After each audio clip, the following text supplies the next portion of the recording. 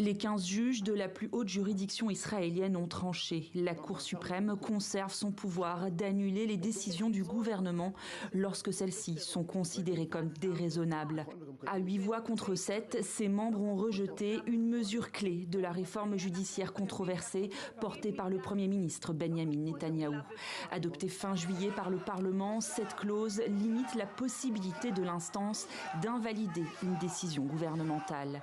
Principal architecte de cette réforme et numéro 2 du gouvernement, le ministre israélien de la Justice a réagi. Yariv Levin critique la publication en pleine guerre de cet arrêt et accuse la Cour suprême de chercher à s'arroger tous les pouvoirs.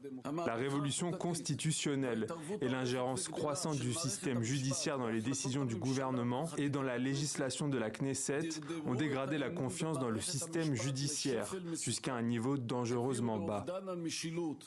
Pour le parti de Benjamin Netanyahou, le Likoud, cette décision fragilise l'unité du pays. En janvier 2023, le gouvernement israélien dévoile sa réforme judiciaire. Le projet déclenche l'un des plus importants mouvements de mobilisation populaire de l'histoire du pays. Ce texte vise à diminuer les prérogatives de la Cour suprême au profit du Parlement. Pour ses opposants, ce changement risque de faire voler en éclats un garde-fou essentiel à l'action de l'exécutif dans un pays dépourvu de constitution. Yair Lapid, le chef de l'opposition, a salué la décision de la Cour suprême. Cette décision met fin à une année difficile de conflits qui nous ont déchirés de l'intérieur et ont conduit à la pire catastrophe de notre histoire. Une référence à l'attaque meurtrière commise le 7 octobre par le Hamas en Israël.